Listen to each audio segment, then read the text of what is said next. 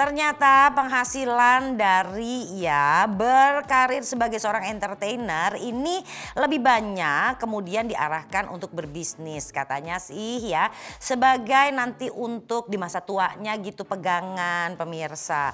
Salah satunya ada Irma Darmawangsa. Kalau Irma ini ternyata malah hampir mengalami kerugian akibat bisnis kos-kosan. Terus juga hampir ketipu bisnis berlian. Aduh, kayak gimana sih ceritanya ya kan? Sementara Indra Bekti memutuskan untuk membuka sekolah yang berhubungan dengan broadcasting ataupun dengan dunia hiburan. Mau tahu kayak apa? Ini dia.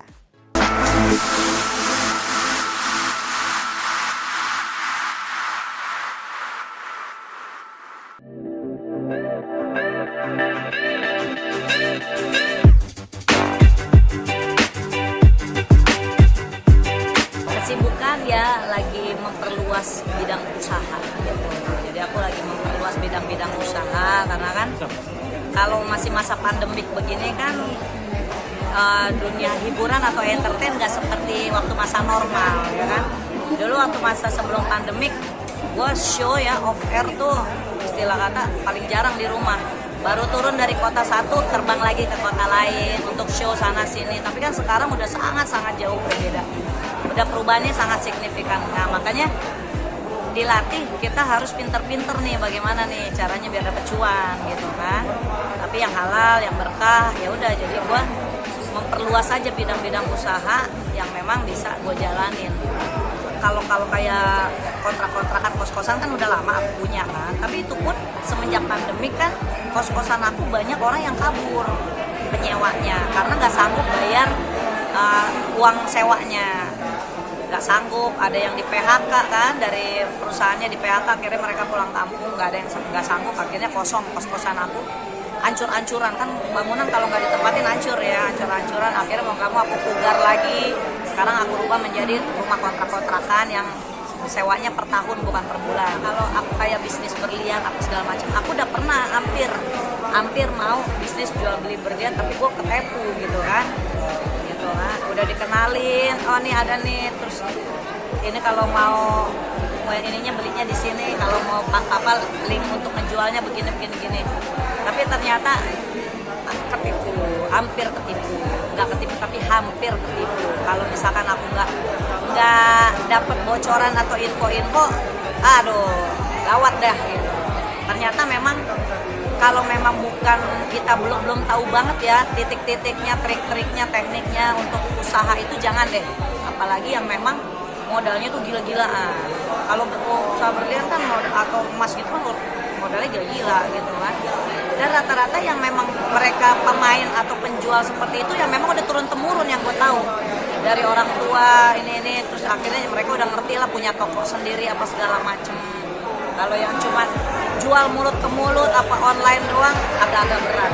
Karena orang kalau mau beli berlian atau mau beli emas itu agak takut justru kalau kayak online lebih baik kita datang ke toko langsung gitu kan lebih terpercaya dan memang rata-rata ke toko langganan. Kayak gue agak-agak ngeri juga sih kalau misalkan enggak. Kalau Irma sendiri lebih investasinya ke arah mana? Properti. Ya kan kayak aku punya kontrak-kontrakan kos-kosan kan itu properti pribadi gitu. Jadi aku tuh punya ada dulu nih waktu zaman lagi banyak-banyaknya off air kan. Uang aku tabung, ada lahan di mana yang memang apalagi yang orang jual BU kan. Langsung tuh gua gercep tuh. Gua cek tuh surat-suratnya semuanya. Kalau surat-suratnya udah oke, tinggal kita beli tanahnya, simpen dulu, ada uang lagi, bangun untuk bikin kos-kosan atau kontrak-kontrakan. Kalau kayak properti kita punya investasi tanah atau rumah, nggak rugi, kan makin tahun makin naik, gitu kan. Kecuali beli mobil, beli motor, lu baru keluar dari showroom aja turun harganya, ya kan. Nah beda kalau kayak properti tanah atau rumah. Jadi gue lebih kayak gitu dan itu nggak bikin ngotak juga, ya kan, nggak ngotak harus bisnisnya begini-begini lah, nggak puyeng gitu kan. Tapi memang modalnya gede, karena kan beli tanah berapa ratus juta atau berapa M. Belum lagi ngebangunnya, emang ngebangun gitu cuma puluhan juta, nggak ada ngebangun bangunan puluhan juta. Minimal tuh ratusan juta. Apalagi kalau tanahnya makin luas, bangunannya makin kokoh bisa MM-an.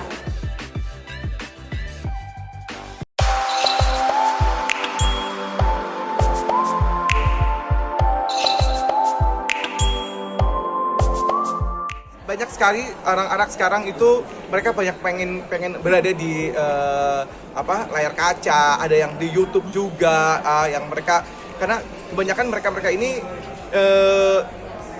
keinginan mereka kadang suka banyak yang mereka yang jadi artis itu, tapi mereka kayak instan yang karena gara-gara YouTube-nya viral, karena Instagram-nya viral, tapi dasar-dasar mereka tuh nggak ada gitu. Jadi aku pengen aja gitu bahwa mereka ini juga mendapatkan istilahnya adalah dasar-dasar mereka, kemampuan untuk bisa tampil dengan baik itu seperti apa sih. Jangan cuma mereka gara-gara viral terus habis itu udah selesai. Maunya tuh mereka belajar dulu, terus nanti mereka sambil belajar mungkin mereka juga bisa sambil mengakseskan diri juga gitu. Tapi yang penting ada dasar-dasarnya sehingga mereka tetap bertahan gitu. Karena kita nanti kan ajarin gimana self branding gitu kan ya. Terus udah gitu gimana attitude-nya, yang paling penting tuh attitude ya. Kadang-kadang tuh banyak yang attitude-nya tuh ancur-ancuran lah ya. Mereka seenaknya aja datang suka telat, terus mereka main getok harga gitu-gitu.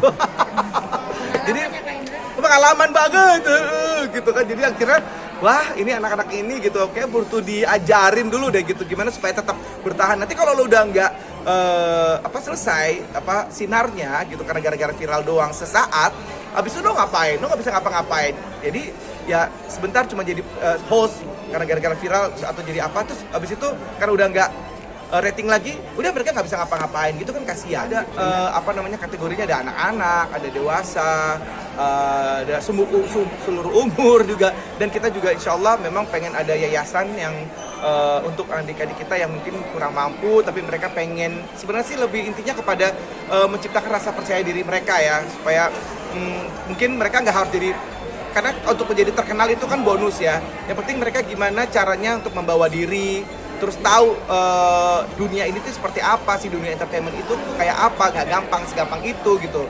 Jadi mereka tuh harus belajar gitu.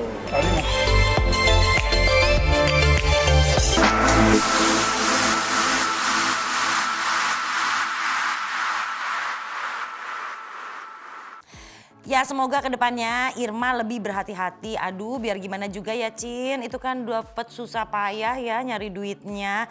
Kita maunya nabung, maunya berinvestasi, jangan sampai malah jadi rugi. Oke, kalau untuk Indra, wah udah deh ya. Yang satu ini nggak usah dipertanyakan lagi kemampuannya ya kan. Kalau kita bicara dunia broadcasting dan entertainment. Nah mudah-mudahan sukses aja ke depannya. Begitu juga untuk Irma, semoga ke depannya mah udahlah ya pahitnya kemarin, ke depan tinggal suksesnya. Amin. Oke, itu dia ya Selebriti kali ini. Jangan lupa nonton terus Selebriti cuma di El Sinta TV loh. Setiap hari Sabtu dan Minggu jam 13.30. Saya Sagita undur pamit. Sampai jumpa lagi. Bye-bye.